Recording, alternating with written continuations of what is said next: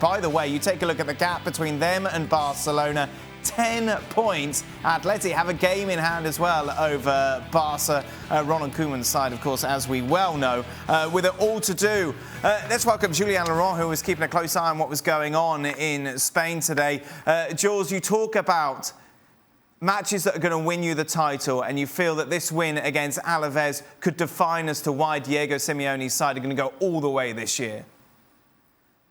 That's right, and we've said since the beginning of the season how they were so good to defend the lead, and once they go ahead, it's very hard to come back, for your team to come back into the game because they're so good defensively. They have that hybrid back three or back four, and they can defend in numbers, and they're so good at it. But yet today, we saw another side of them, which is even in the lead, and they look quite comfortable, to be fair.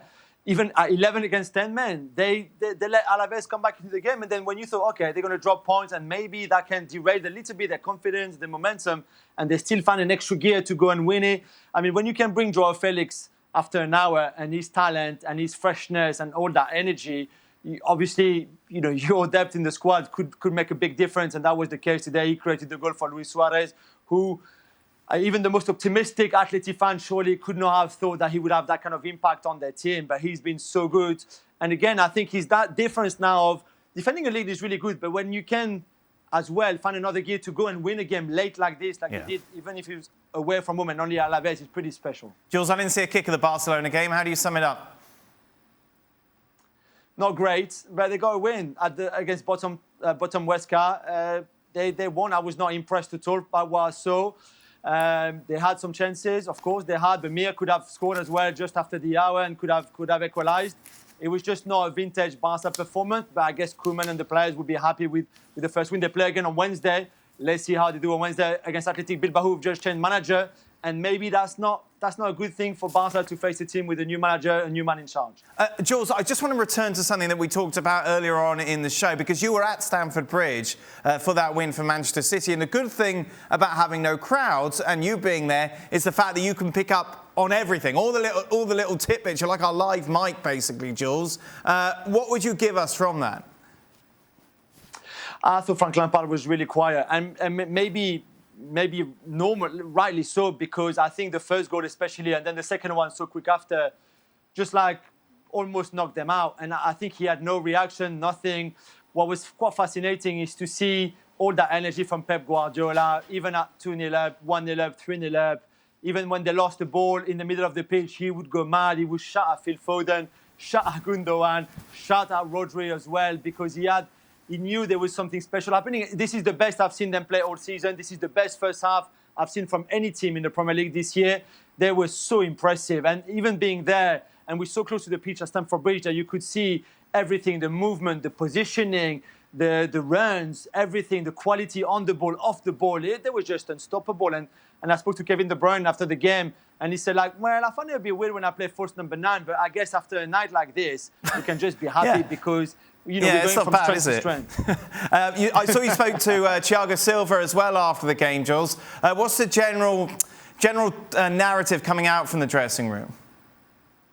He said they could not cope with the movement of Man City, and especially the movement from Kevin De Bruyne and Raheem Sterling to a certain extent. But he talked a lot about De Bruyne and the way De Bruyne kept dropping between the line into spaces. And him and Zuma, he said, I didn't know if I had to go with him, but then that would leave a lot of space for the running behind from Phil Foden or from Raheem Sterling or Bernardo Silva. And if we stayed, then that meant De Bruyne was on his own and he could turn with the ball, and then we were facing him and the other two. They were coming from everywhere, every direction, every position. He said the movement was incredible, and he said it's tough for them. And it's down to them to find a solution. He said maybe the approach was wrong. The way they played in the first half, there was too much space between the lines. They really let City play at their best, which is between those lines, which is with all that movement. There was not enough pressure on the midfield, especially. And he said it was a real shame. He said he was more positive in the second half, and that Lampard tried to stay positive at halftime as well. But he said 1 win in 6 now is just not good enough, and they need to find solutions to go back to winning ways. You mentioned Frank Lampard was quiet, Jules. The boys accused him of somewhat sitting on his hands in that first half. I just thought he got it wrong tactically from the beginning. You don't play Kovacic and Mount around Kante in a game like this, where you know you're going to be overrun in midfield. And there were so many times, Dan, in that first half especially, where De Bruyne got the ball and Mount and Kovacic were so far behind. I mean, Conte had a bad game, but too many times he was 1v2, 1v3 in midfield because Kovacic and Mount were far too high on the pitch. And every time Chelsea lost the ball and Man City were on the attack, it was Conte v the rest of the world almost. And I just thought, tactically, it is a game where you have to play Jorginho and Conte, and then one of Kovacic or Mount, because you need to be more solid in front of your back four. Otherwise, it was wave after wave after wave. They could be 5-0 up at halftime, Man City. And I really felt that tactically he got the midfield wrong and overall the whole tactic wrong. Well, thank you very much for watching ESPN on YouTube. For more sports highlights and analysis, be sure to download the ESPN app. And for live streaming, premium content, and let's not forget as well, ESPN FC 7 days a week. Subscribe to ESPN Plus.